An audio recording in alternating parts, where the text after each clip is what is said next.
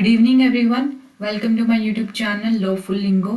सो आज हमारा कॉन्स्टिट्यूशन का नेक्स्ट लेक्चर है जहां हम हमारे पीवाईक्यूज को डिस्कस करने वाले हैं जो भी यूनियन एग्जीक्यूटिव और स्टेट एग्जीक्यूटिव से रिलेटेड होंगे, क्योंकि हमारा यूनियन एग्जीक्यूटिव स्टेट एग्जीक्यूटिव का जो टॉपिक था वो कंप्लीट हो चुका है। तो उसके पीवाईक्यूज को हम डिस्कस करेंगे आज के लेक्चर में।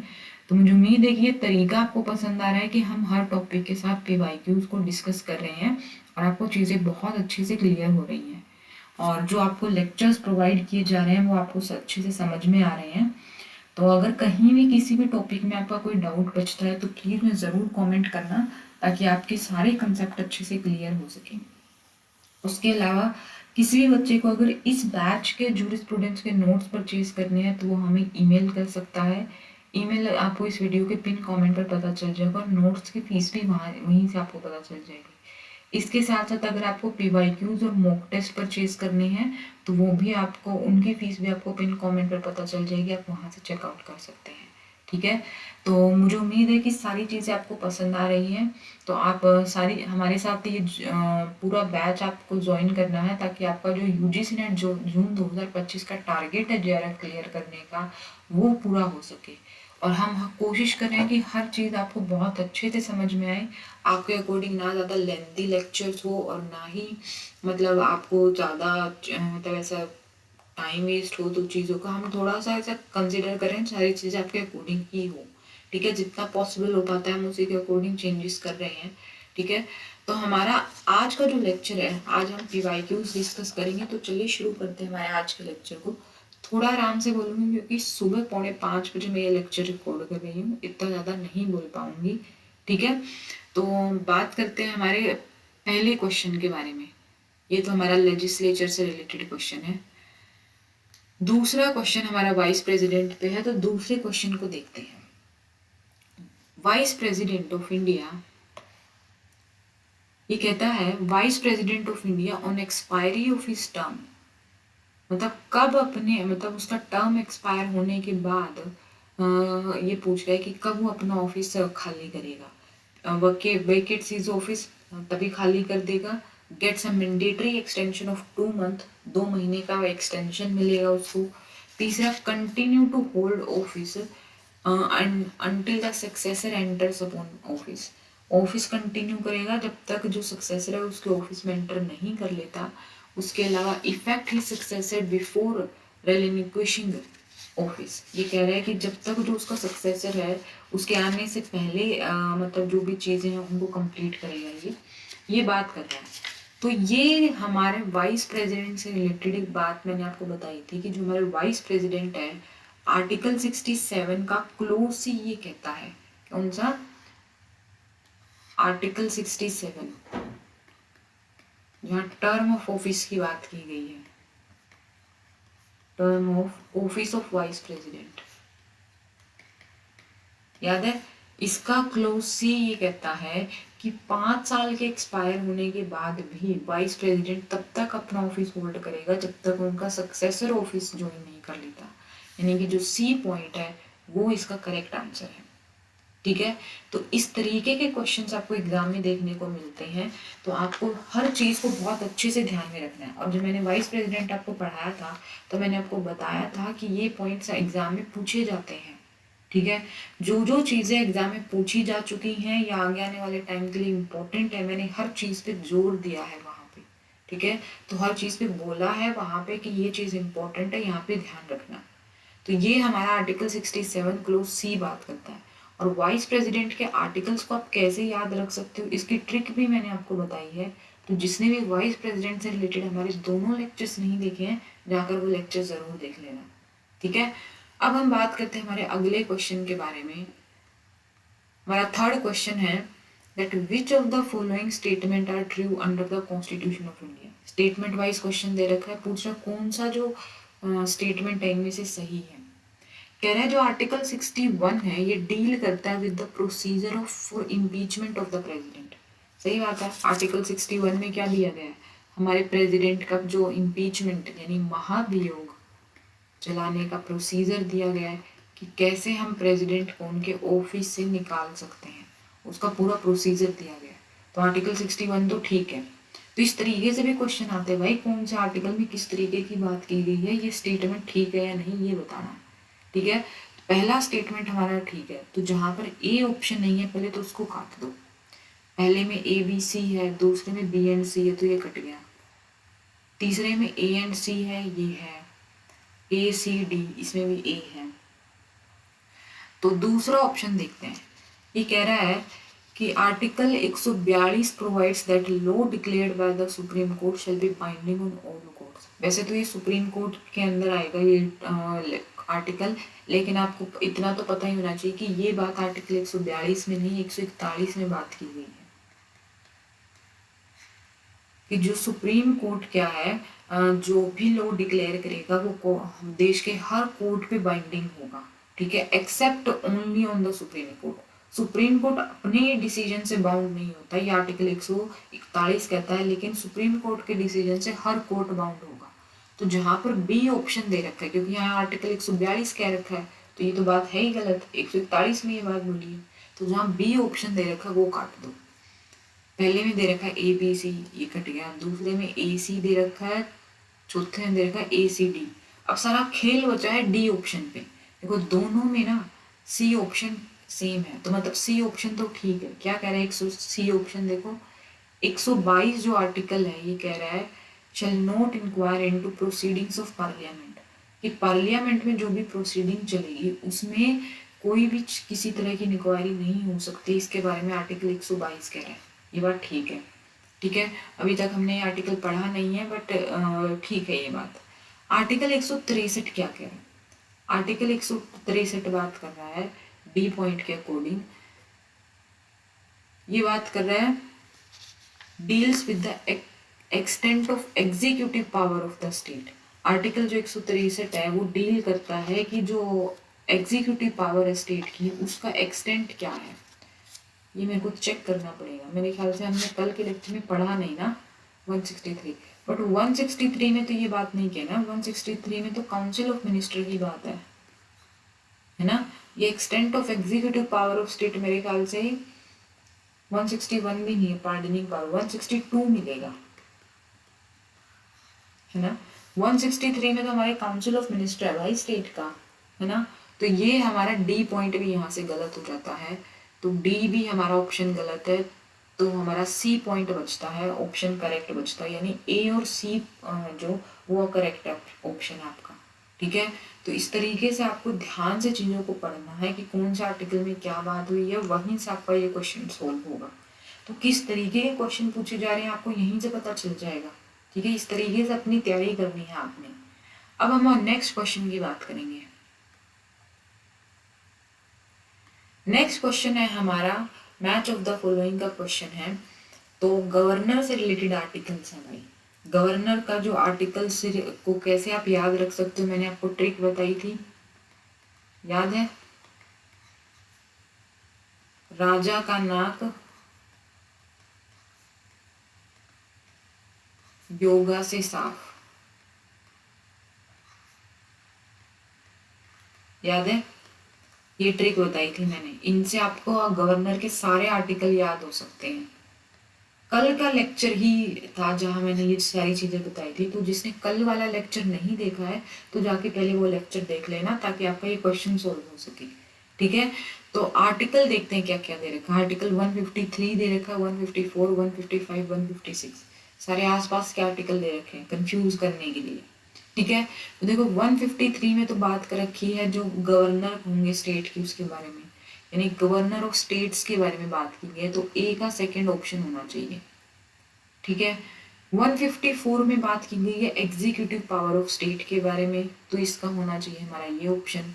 तो ए का सेकंड देखो और बी का फोर्थ देखो कहाँ दे रखा है।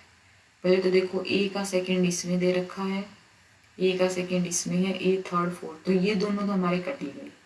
यहाँ देखो ए का सेकंड होना चाहिए, बी का फोर्थ होना चाहिए, पहले में बी का फर्स्ट है तो ये भी कट गया, तो बी ऑप्शन क्या बच गया, हमारा करेक्ट आंसर बच गया। ठीक है, तो इस तरीके से अगर आपको एक दो ऑप्शन भी पता है ना तो भी आपका क्वेश्चन हो जाता है कई बारी, और कई बारी आपको ट्रिक याद करनी पड़ती है चीज़ों को याद रखने के लिए। ठीक है, जैसे 155 है जो हमारा, ये बात करता है अपॉइंटमेंट के बारे में, और 156 बात करता है term of office of governor के बारे में। ठीक है, कैसे क्या क्या चीज़ें बात की है ये हमने कल के लेक्चर में डिटेल से समझा है, तो कल का लेक्चर ज़रूर देख लेना आप लोग। ठीक है, अब हम बात करते हैं नेक्स्ट क्वेश्चन के बारे में। तो नेक्स्ट क्वेश्चन है हमारा, इन विच ऑफ द फॉलोइंग के सुप्रीम कोर्ट ने ये बात बोली कि गवर्नर कैन नॉट एक्सरसाइज अपनी जो power of suspension of sentence है under article 213 of the constitution of India for the period when the supreme Court is seize the case. So 213 के अंदर क्या दी गई है, इसके अंदर गवर्नर की पार्डनिंग पावर, सॉरी वो दिया गया है, ऑर्डिनेंस मेकिंग पावर दी गई है आर्टिकल 213 के अंदर। ये क्या है कि गवर्नर अपनी जो power of suspension of sentence है वो आर्टिकल 213 में उसको यूज नहीं कर सकता है जब तक सुप्रीम कोर्ट ने उस केस को सीज कर दिया है। सो जो ऑर्डर ऑफ गवर्नर है वो सिर्फ तभी ऑपरेट हो सकता है जब तक जो मैटर है वो सुप्रीम कोर्ट में सबजुडाइज ना हो जाए and it becomes on the filing of the petition for the special, और ये कब होगा, जब उसके लिए स्पेशल लीव और फाइल की जाएगी। ठीक है, तो ये कौन से केस में बोला था, मैंने आपको आर्टिकल जब 123 करवाया था वहां पर मैंने आपको आर्टिकल 213 से रिलेटेड, गवर्नर से रिलेटेड एक केस लिखवाया था। ठीक है, तो प्रेसिडेंट वाला जो आर्टिकल है 123, जिसने अगर वो लेक्चर नहीं देखा जाकर देख लेना, मैंने आपको बताया था KM Nanavati versus state of Bombay का हमारा केस है जहाँ पर ये बात बोली गई है सुप्रीम कोर्ट में। ठीक है, तो ये बात ध्यान रखना कौन से केस में बोली गई है, क्या बात बोली गई है, सारी बातें आपको पता होनी चाहिए। ठीक है, एग्जाम में कैसे भी घुमा फिरा के पूछ लेंगे आपसे। ठीक है, अब हम बात करेंगे नेक्स्ट क्वेश्चन के बारे में। आपको यहाँ से पता चल रहा होगा कि किस तरीके के जो क्वेश्चंस हैं वो हमारे एग्जाम में आ रहे हैं। ठीक है, अब बात आती है हमारे अगले क्वेश्चन के बारे में। तो हमारा अगला क्वेश्चन है कि कौन सा स्टेटमेंट करेक्ट है। ठीक है, क्या स्टेटमेंट दे रखे हैं कि if the other house does not pass an ordinary bill, कि अगर मान लो एक हाउस ने ऑर्डिनरी बिल पास नहीं किया तो, और उस पास नहीं किया, 6 महीने से ज़्यादा का टाइम बीत गया, तो प्रेसिडेंट क्या है, जॉइंट सेशन बुला सकता है दोनों हाउसेस का।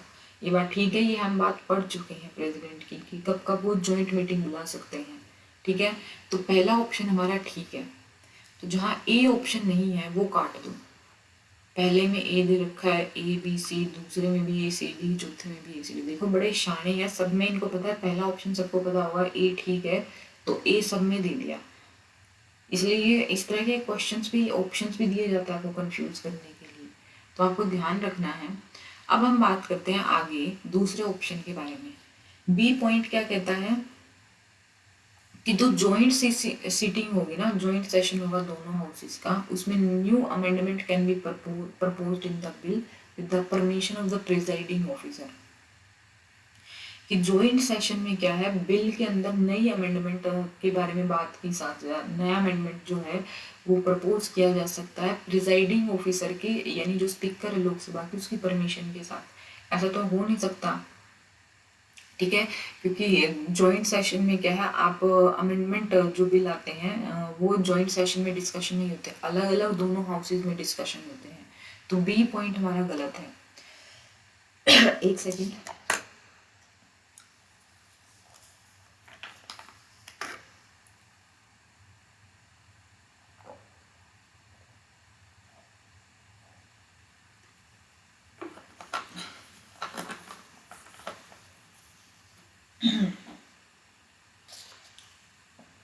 ठीक है, तो बी पॉइंट गलत है। जहां जहां बी पॉइंट दे रखा ना उसको काट दो। ओनली ए पहले में नहीं दे रखा, दूसरे ऑप्शन में ABC है तो ये कट गया, तीसरे में ACD है, चौथे में ABCD है तो बी है, यहाँ पे ये भी कट गया। तो ए और सी में से हमारा क्या है, आंसर निकल के आएगा। ठीक है, सी ऑप्शन पढ़ते हैं पहले। अगर सी ऑप्शन ठीक होता ना तो पहला ऑप्शन हमारा कट जाएगा। ठीक है, तो सी ऑप्शन क्या है कि जो लोअर हाउस है यानी कि लोकसभा है हमारा, लोकसभा, इसके पास एक्सक्लूसिव पावर है मनी बिल से रिलेटेड। सही बात है, मनी बिल पे जो एक्सक्लूसिव पावर्स होती हैं वो लोकसभा के पास होती है। तो सी ऑप्शन हमारा करेक्ट है, तो ए ऑप्शन कट गया हमारा, सी ऑप्शन इसका करेक्ट आंसर होगा। ठीक है, पहला ऑप्शन ठीक है, पहला ये जो हमारा ऑप्शन है ये ठीक है, सी ऑप्शन ठीक है। अब डी देखते हैं क्या है। डी कहता है मनी और फाइनेंशियल बिल ये दोनों लोकसभा में इंट्रोड्यूस हो सकते हैं विद द प्रायर, इसके लिए क्या है, प्रेसिडेंट की क्या है, पहले परमिशन चाहिए होती है, रिकमेंडेशन चाहिए होती है। ठीक है, तो ये बात ठीक है, तो डी ऑप्शन भी हमारा करेक्ट है। तो जो ए सी डी है, ये 3 ऑप्शन हमारे करेक्ट है, और ये तीनों ऑप्शन दिए गए हैं सी ऑप्शन के अंदर। ठीक है, तो आपको ध्यान रखना है। तो 6th क्वेश्चन का आंसर हमारा सी होगा। नेक्स्ट हम क्वेश्चन पढ़ते हैं। हमारा क्वेश्चन है, विच of the following is not an essential of parliamentary form of government. ये कह रहा है कि पार्लियामेंट्री फॉर्म ऑफ गवर्नमेंट जो हमारा एक असेंशियल फीचर है कॉन्स्टिट्यूशन का, उसके बारे में कौन सा इनमें से सही पॉइंट नहीं है, कौन सा पॉइंट असेंशियल नहीं है, ये बात पूछ रही है। ठीक है, तो इस देखते हैं क्या क्या बात हो रही है। कह रहे हैं कि the presence of nominal executive head of the state who act exclusively on the advice of the cabinet. ये कह रहा है कि जो nominal executive head of the state यानी गवर्नर, गवर्नर ही नॉमिनल एग्जीक्यूटिव हेड होते हैं, ये क्या करते हैं, इनकी प्रेजेंस हु एक्ट ये क्या करते हैं, इनकी प्रेजेंस होनी चाहिए, जो क्या है कैबिनेट यानी काउंसिल ऑफ मिनिस्टर के एडवाइस पे क्या करते हैं, एक्ट करते हैं एक्सक्लूसिवली। तो ये बात तो ठीक है, ये हमारे पार्लियामेंट्री फॉर्म ऑफ गवर्नमेंट में है ही चीज़। हमारे देश में पार्लियामेंट्री फॉर्म ऑफ गवर्नमेंट है, और हमारे देश में हर जो गवर्नर है वो इसी तरीके से काम करता है ना। दूसरा आता है कि जो कैबिनेट है वो क्या होती है, रियल एग्जीक्यूटिव होती है, यानी कि जो काउंसिल ऑफ मिनिस्टर है जिसके हेड क्या होते हैं, प्राइम मिनिस्टर होते हैं, जो लीडर ऑफ द पार्टी होती है, consist of leader of a party. ये भी बात ठीक है। Who have the support of the majority in the legislature, ये बात भी ठीक है। तो ये कह रहा है कि जो कैबिनेट है जिसके यानी कि जो हमारा काउंसिल ऑफ मिनिस्टर है जिसके हेड कौन होते हैं, चीफ मिनिस्टर होते हैं, जो रियल एग्जीक्यूटिव होते हैं। रियल एग्जीक्यूटिव मतलब जो ग्राउंड लेवल पे काम कर रहे हैं, और ये कौन होते हैं, ये वही बनते हैं जो लीडर होते हैं पार्टी के। ठीक है, और इनके पास क्या होता है, सपोर्ट होता है, मेजोरिटी होती है इनके पास, और यही सरकार बनाते हैं। तो बी पॉइंट भी ठीक है हमारा। उसके बाद रिस्पॉन्सिबिलिटी ऑफ द कैबिनेट, ये कलेक्टिव होती है। ये हमारा आर्टिकल 164 का क्लोज 2 ये बात कह रहा है कि इनकी रिस्पॉन्सिबिलिटी कलेक्टिव होती है to the legislative assembly of the state, है ना। ये बात भी ठीक है हमारी। तो पहले 3 पॉइंट तो ठीक है, मतलब चौथा पॉइंट ही गलत होना चाहिए। ये कह रहा है कि प्रेसिडेंट अपॉइंट करता है मिनिस्टर को और असाइन करता है उनके ऑफिस को, यानी प्रेसिडेंट अपॉइंट तो करता है मिनिस्टर्स को लेकिन on the advice of chief minister. नहीं, प्रेसिडेंट अपॉइंट नहीं करता, सॉरी गवर्नर अपॉइंट करता है। ये पॉइंट ही गलत है। वैसे ये स्टेट की बात हुई है यहाँ पे, तो यहाँ गवर्नर की बात होगी। गवर्नर अपॉइंट करता है मिनिस्टर्स को और उनके ऑफिस असाइन करता हूँ the advice of the chief minister. तो ये हमारा पॉइंट गलत है। तो डी हमारा क्या है, सही ऑप्शन होगा यहाँ पे। ठीक है, तो मुझे उम्मीद है कि आप कुछ चीज़ें समझ में आ रही है, और इस तरीके से जब आपने लेक्चर्स बहुत ध्यान से देखे होंगे ना, तभी ये क्वेश्चन आप ध्यान से सोल्व कर पाओगे। आप देखोगे कि लेक्चर्स में हमने ये सारी चीज़ों के बारे में बात की है। ठीक है, और तभी हम भी क्वेश्चन इसी वजह से सोल्व कर पा रहे हैं क्योंकि मैंने भी पहले क्वेश्चन नहीं देखे हैं। टाइप भले ही मैंने की हूँ लेकिन क्वेश्चन मैंने देखे नहीं है करने से पहले। ठीक है, तो इसी तरीके से क्वेश्चन सोल्व होंगे जब आपने लेक्चर्स को ध्यान से देखा होगा। ठीक है, तो नेक्स्ट क्वेश्चन की बात करते हैं। हमारा नेक्स्ट क्वेश्चन कह रहे हैं कि कौन से केस के अंदर सुप्रीम कोर्ट ने ये हेल्ड किया कि फेडरलिज्म जो इंडिया में है ये matter is not a matter of administrative convenience बल्कि एक प्रिंसिपल है। तो ये कौन से केस में बात हुई थी, ये मैंने आपको पहले भी बताया था। मेरे ख्याल से प्रियम्बल का ही केस होगा जहाँ पर मैंने, सॉरी प्रियम्बल वाला ही लेक्चर होगा जब मैंने ये बात बता दी थी। तो एसआर बोमई वाला केस था जहाँ ये बात हेल्ड की गई थी कि जो फेडरलिज्म है हमारे देश में ये एडमिनिस्ट्रेटिव कन्वीनियंस के लिए नहीं लाया गया है बल्कि एक प्रिंसिपल है हमारे कॉन्स्टिट्यूशन का। ठीक है, तो ये बात बोली गई थी SR Bommai versus union of India 1994 के केस के अंदर। ध्यान रखना 8th का आंसर क्या होगा, ए होगा। अब आता है हमारा 9th क्वेश्चन जो कि असर्शन रीजन बेस्ड क्वेश्चन है। क्या क्वेश्चन पूछा है, देखो असर्शन कह रहा है कि जो काउंसिल ऑफ मिनिस्टर होता है ये हब होता है पार्लियामेंट्री फॉर्म ऑफ गवर्नमेंट का। बात ठीक है, काउंसिल ऑफ मिनिस्टर क्या है, हमारे पार्लियामेंट्री फॉर्म ऑफ गवर्नमेंट का एक बहुत ही इंपॉर्टेंट हिस्सा है। ठीक है, वो है जो काउंसिल ऑफ मिनिस्टर होता है ये कॉन्स्टिट्यूट करते हैं फ्रॉम द मेजोरिटी पार्टी। ये बात ठीक है, लेकिन ये का एक करेक्ट एक्सप्लेनेशन नहीं है, ठीक है। इसका करेक्ट एक्सप्लेनेशन अलग होना चाहिए था, ठीक है। तो इसका करेक्ट एक्सप्लेनेशन नहीं है, स्टेटमेंट दोनों ठीक है लेकिन करेक्ट एक्सप्लेनेशन नहीं है भाई इसका ये। तो इसका बी ऑप्शन होना चाहिए, 9th का आंसर होगा बी, ठीक है। तो ये ध्यान रखना कि council of ministry is the hub of parliamentary of government, लेकिन जो काउंसिल ऑफ मिनिस्टर है, जो सही बात है कि ये मेजोरिटी पार्टी से ही बनती है, जो जिस पार्टी की मेजोरिटी होगी वही सरकार बनाएगी, और जिसकी सरकार होगी जो लोकसभा में बैठेंगे वहीं से काउंसिल ऑफ मिनिस्टर बनेगा। लेकिन ये उसका एक्सप्लेनेशन तो नहीं है ना सही, तो ये बात ठीक है लेकिन ये करेक्ट एक्सप्लेनेशन नहीं है आदर्शन का। तो दूसरा स्टेटमेंट हमारा ठीक है ऑप्शन कि both A R and R are right but R is not the correct explanation of A, ठीक है। तो ये हमारा 9th क्वेश्चन है जो आपको ध्यान में रखना है। उसके बाद आता है हमारा नेक्स्ट क्वेश्चन, ये कह रहा है असर्शन रीजन क्वेश्चन है हमारा 10th क्वेश्चन भी।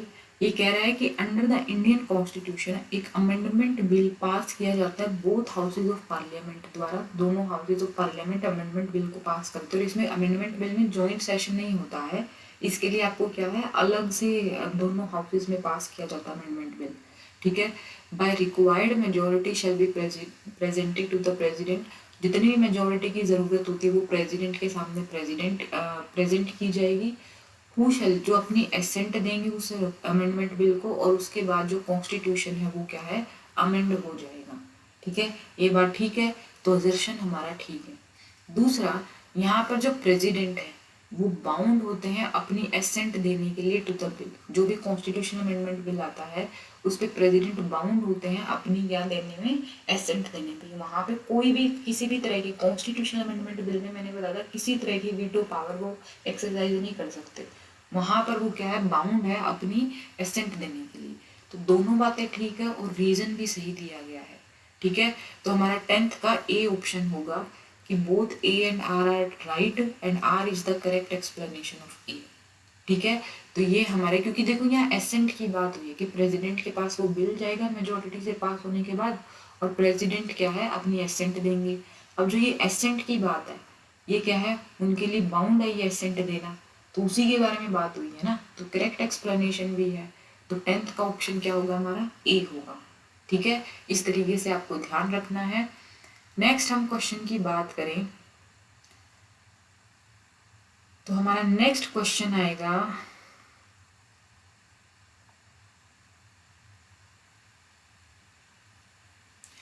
13th नंबर का क्वेश्चन। देखो हमारा 13th क्वेश्चन कह रहा है in which of the following cases Supreme Court ने बोला है placing ordinance before legislature mandatory है, कि जब भी प्रेसिडेंट की जो ऑर्डिनेंस मेकिंग पावर आर्टिकल 123 के अंदर जो कि एक लेजिस्लेटिव पावर है, ये जब प्रेसिडेंट ऑर्डिनेंस बना लेते हैं, और ये कब बनाते हैं जब रीसेस होती है पार्लियामेंट की, ठीक है, recess, during recess of parliament.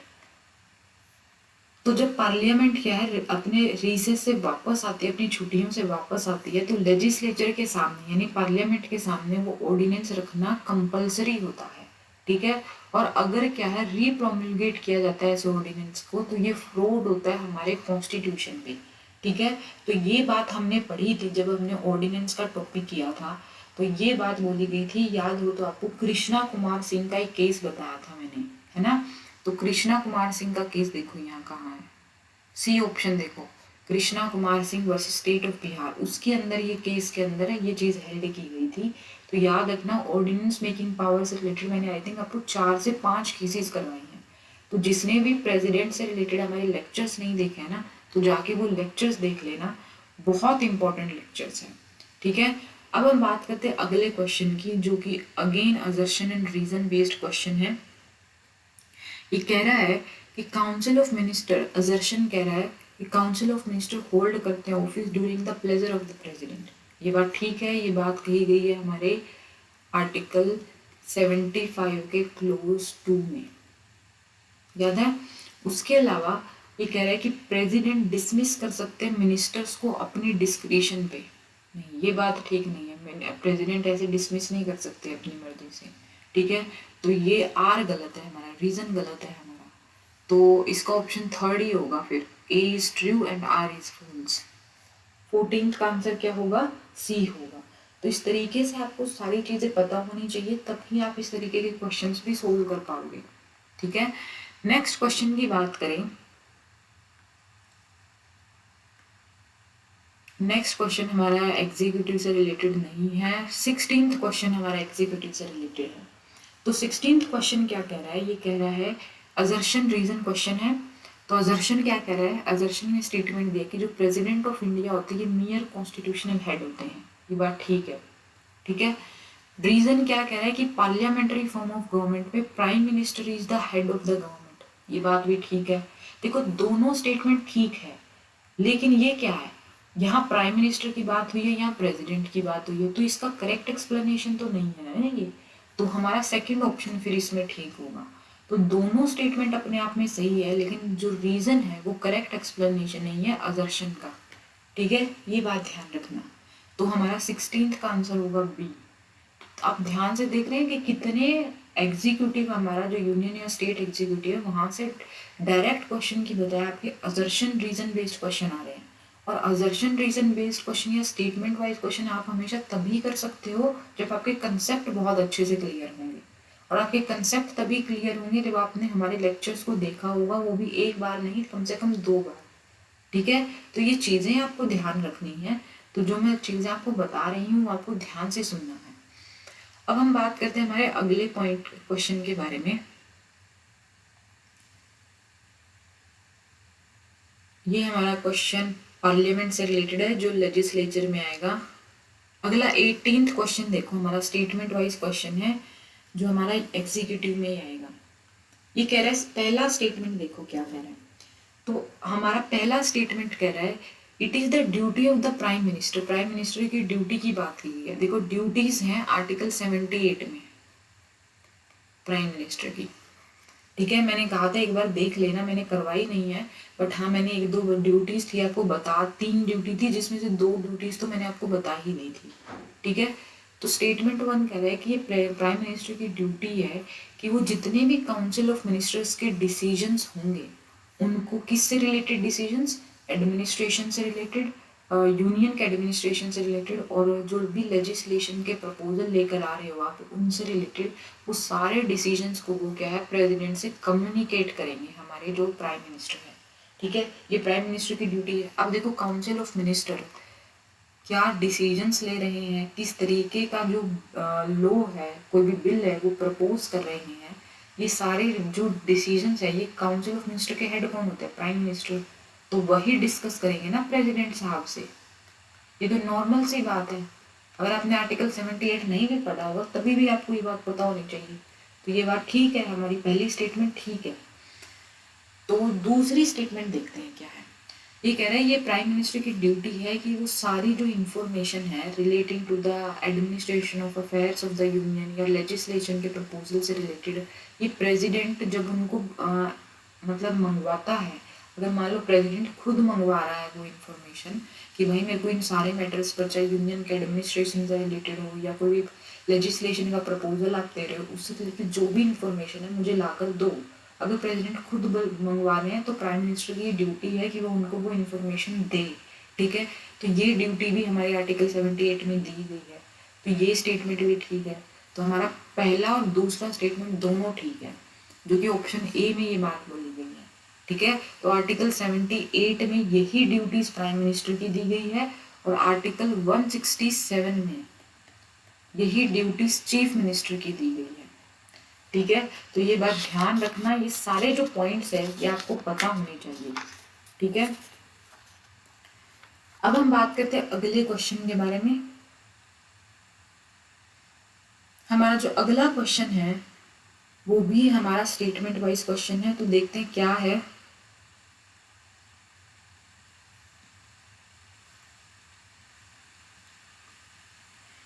देखते हैं क्या क्या है। ये कह रहा है कि पहला स्टेटमेंट देखो, कह रहा है कि court cannot review the question as to what aid and advice is given by the council of minister to the president. ये बात ठीक है, मैंने आपको बताई थी कि आर्टिकल 74 में का क्लोज 2 ये कहता है कि काउंसिल ऑफ मिनिस्टर जो भी एड एंड एडवाइस देगा, किसको, प्रेसिडेंट को, इस पे किसी तरह की क्या है, इंक्वायरी नहीं हो सकती है। आपको इसको चैलेंज करने का कोई अधिकार ही नहीं है कि बताओ भाई क्या एडवाइस दी थी आपने प्रेसिडेंट को, ऐसा कोई भी इंक्वायरी नहीं कर सकते हो आप। तो ये पॉइंट हमारा ठीक है, ए ऑप्शन ठीक है। तो जहाँ पर ए ऑप्शन है ना, वो ए ऑप्शन नहीं है वो काट दो। देखो पहले में ए बी सी है, ये है ए सी डी हमारा है, ए ऑप्शन है यहाँ पे, बी सी डी यहाँ नहीं है, सी डी ई यहाँ नहीं है। तो पहले दो में से ही हमारा पॉसिबल आंसर निकल कर आएगा। ठीक है, तो हम देखते हैं हमारा क्या अगला ऑप्शन ठीक हो सकता है। ये कह रहा है कि जो question of aid and advice by the council of ministry justifiable issue है। अभी तो हमने देखा कि इस पे कोई किसी भी तरह का क्वेश्चन आप अराइज नहीं कर सकते, तो ये ऑप्शन अपने आप में गलत हो जाता है। जस्टिफिएबल मतलब इसको कोर्ट में आप चैलेंज कर सकते हो, इसको कोर्ट में चैलेंज किया ही नहीं जा सकता है। जब आप क्वेश्चन नहीं उठा सकते तो खा कोर्ट में चैलेंज करोगे। ठीक है, तो बी ऑप्शन हमारा गलत हो जाता है। तो बी ऑप्शन देख लो कहाँ दे रखा है, पहले में दे रखा है देखो ए बी सी, तो ये गलत है, ए सी डी बच गया, तो बी ऑप्शन हमारा निकल गया था, वही करेक्ट आंसर होगा। ठीक है, तो सी और डी ऑप्शन चेक करते हैं वो क्या दे रखे हैं। ये कह रहा है, सी ऑप्शन कह रहा है कि article 14 can not be invoked against discrimination made by constitutional provision. कि आर्टिकल 14 जो हमारा राइट टू इक्वालिटी की बात कर रहा है, कि अगर मान लो कॉन्स्टिट्यूशन का कोई प्रोविजन ये कह रहा है कि आप डिस्क्रिमिनेशन कर सकते हो, तो आर्टिकल 14 को आप उसके बेस पर फिर चैलेंज नहीं कर सकते। ठीक है, जैसे आर्टिकल 15 क्लोज 3 से लेकर 15 क्लोज 6 में कहा गया है कि आप इन लोगों के अपलिफ्टमेंट के लिए जो बैकवर्ड क्लासेस हैं या फिर शेड्यूल्ड क्लासेस है या फिर विमेंस है, चिल्ड्रंस है, इनके अपलिफ्टमेंट के लिए लो ला सकते हो, पॉजिटिव डिस्क्रिमिनेशन किया जा सकता है। और यही सेम बात है आर्टिकल 16 क्लोज 3 से लेकर आर्टिकल 16 क्लोज 6 में बात की गई है पब्लिक एम्प्लॉयमेंट के मैटर में। तो ये बात ठीक है, हमारा सी ऑप्शन ठीक है। उसके बाद डी ऑप्शन कह रहा है कि जो एड और एडवाइस का काउंसिल ऑफ मिनिस्टर का ये नॉन जस्टिसेबल इशू है। ये बात ठीक है, ए ऑप्शन मैंने यही बताया आपको, तो डी ऑप्शन हमारा ठीक है। तो ए सी डी ठीक है। ई क्या दे रखा है कि आर्टिकल 14 को can be worked against discrimination made by pro, इसका उल्टा दे रखा है, जो समझाया है तो वैसे ही ये पॉइंट गलत है। तो हमारा आर्टिकल क्वेश्चन नंबर 19 का ऑप्शन बी ठीक है। ठीक है, तो इस तरीके के ऐसे ऐसे क्वेश्चंस आपके एग्जाम में आएंगे, तो आपको ये सारे क्वेश्चंस आप तभी सोल्व कर पाओगे जब आपके कंसेप्ट बहुत अच्छे से क्लियर होंगे। ठीक है, तो आज के लेक्चर में हम इतना ही करेंगे क्योंकि बहुत सारे क्वेश्चंस है, लगभग 40-45 क्वेश्चंस है, सारे तो हम कर नहीं पाएंगे। तो जब आप हमसे ये PYQs परचेज करोगे तब आप ये क्वेश्चन लगा लेना। ठीक है, तो मुझे उम्मीद है कि आज का लेक्चर आपको पसंद आया होगा। कहीं आपका कोई डाउट है तो प्लीज़ मुझे ज़रूर कमेंट करना, ताकि आपके जो पॉइंट्स है वो क्लियर हो सके। और हमारे हर लेक्चर को देखिए, क्योंकि आपको मैं प्रूफ दे रही हूँ साथ साथ में कि किस तरीके के क्वेश्चंस एग्जाम में पूछे जाते हैं। ठीक है, और आगे आने वाले टाइम में भी पूछे जाएंगे। तो चलिए मिलते हैं नेक्स्ट लेक्चर में। तब तक के लिए इस वीडियो को जितना ज़्यादा हो सकता है भाई आगे शेयर कर देना, लाइक दिस वीडियो, चैनल को सब्सक्राइब कर लेना। ठीक है।